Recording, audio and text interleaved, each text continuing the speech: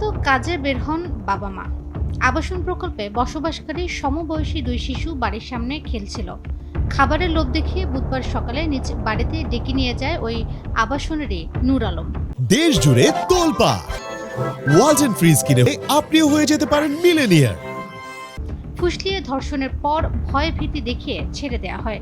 মেয়ে দুজন অসুস্থ হয়ে গেলে জানাজানি হয় ঘটনাটি। মেয়ে বাচ্চা ডাকে নিয়ে ঘরত নিয়ে যায়, নিয়ে যাওয়ার পর ওই একটা ছেলে বাচ্চা আছে, ওই মেয়ের মামা হয়, উনি বাক প্রতিবন্ধী, কথা বলতে পারে না। উনি দেখছে যে ঘরের ডাকে লেগেছে। পরে ওর মা বাপ দুজনই কাজে চলে গেছে।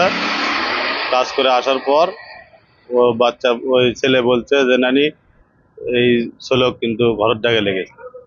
যে বিভিন্ন জায়গায় ওই ছেলে 10 বছর বয়স, মোবাইল চালাতে পারে। ওই দেখছে যে অন্য অন্য জায়গায় এরকম ধর্ষণ করে মানে বাচ্চারা মারা যাচ্ছে। তো বলতেছে যে আমাদের এই বাচ্চা কি মারা যাবে কিনা, এই ইশারা করে বলছে। তারপর ওই রাতে যখন বাচ্চা ঘুমায়, বাচ্চা রাতের বেলা অটোমেটিক চিৎকার দিয়ে ওঠে। ওঠার পর বাচ্চার মা চেতন পায়। বাচ্চা ঘুমের থেকেই বলতেছে যে আমাকে এগুলো করো না, আমি কিন্তু বাবু কয়া দেবো, মা কয়া দেবো, এরকম ঘুমিয়েই আছে। পরে বাচ্চার মা চিন্তা করে যে আমার বাচ্চার সাথে কিছু একটা হয়েছে। পরে সকালবেলা যখন সকাল হয়ে গেছে, তখন ওই যে ওর নাতিও কথা বলছে আর রাতের এই ঘটনার মিল করে দেখছে যে তাহলে আমার বাচ্চাকে অবশ্যই কিছু শোনালে কিছু একটা ঘটছে। তখন শুনছে যে মা কি হয়েছে, তখন স্বীকার করে না বাচ্চা যে না তোমাকে করলে আমাকে মারবি, কিছু করবি। তখন এক পর্যায়ে মা তো স্বীকার করে এলেছে, মানে শুনছে আর কি, যে কি হয়েছে মা তুমি কও সলা বলা যে। তখন মায়ের কাছে স্বীকার করছে যে আমাকে কবার মানা করছে, তোমাকে যদি কই তাহলে আমাকে মারে ফেল দিবি, পায়খানার মধ্যে লুকে থুবি। তো কি করছে কও? তখন ও বলছে যে আমার প্যান্ট খুলছে, খুলে ওনার মানে উলঙ্গ আছে, এরকম কথা বলছে। বলার পর তখন বাচ্চার মা বুঝতে পারছে যে আমার মেয়ের সাথে কিছু একটা ঘটনা ঘটছে। তখন ওই পরের দিনই বুধবারের ঘটনা, তো ও বুধবার রাত হয়ে যাওয়ার পর গায়ে জ্বর আসছে। তারপরে জ্বরের ওষুধ খেলেছে, খেলেনের পরও মানে ঠিক হয়নি। পরে মেয়ের মা কাহালু থানায় মামলা দায়ের করেন। পরিবারের নিরাপত্তা আর ধর্ষককে গ্রেফতারের দাবি তাদের। পুলিশ শিশু দুজনকে উদ্ধার করে ডাক্তারি পরীক্ষার জন্য হসপিটালে পাঠিয়েছে। ঘটনা ঘটাছে, আমরা দৃষ্টান্তমূলক শাস্তি চাই, একটা সুষ্ঠু বিচার চাই, যাতে আইন আর সুষ্ঠু বিচার করে, এটুকু আমার দাবি। নূর আলম, আর তার নাম নূর আলম। সে কি করে?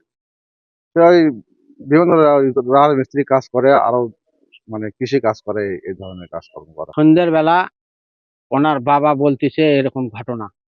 তারপরে আমরা সেখানে গেলাম, যে 10-15 জন একটা হয়ে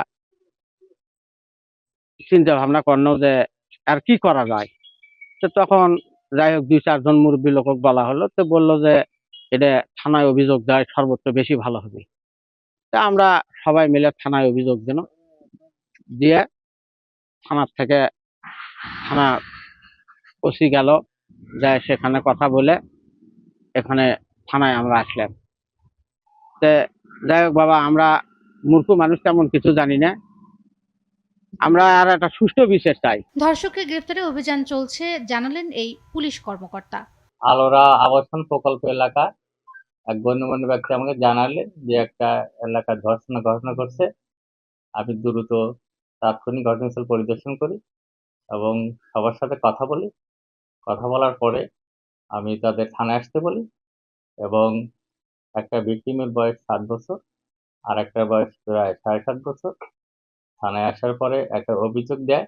অভিযোগ দেওয়ার পরিপ্রেক্ষিতে আমরা মামলা রেকর্ড করি। রেকর্ড করার পরে আমরা আসামি গ্রেপ্তারের চেষ্টায় আছি। প্রাথমিকভাবে যেহেতু যে ভিকটিমের মা তিনি নিজেই একটা ধর্ষণের অভিযোগ দিয়েছেন, আর একটা ভিকটিমের মা ধর্ষণের চেষ্টা।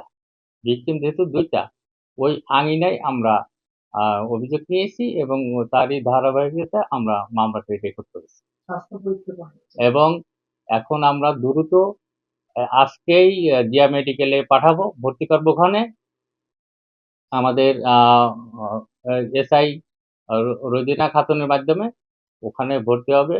আমরা আগামীকাল সকাল 8টার ভিতরই বয়স নির্ধারণ, তারপর ধর্ষণ পরীক্ষা এবং তার যাবতীয় যে কাজগুলো এগুলো আমরা কালকে সকালে এটা সম্পন্ন করব। আর আমরা আসামি গ্রেপ্তারের সর্বোচ্চ চেষ্টায় আছি।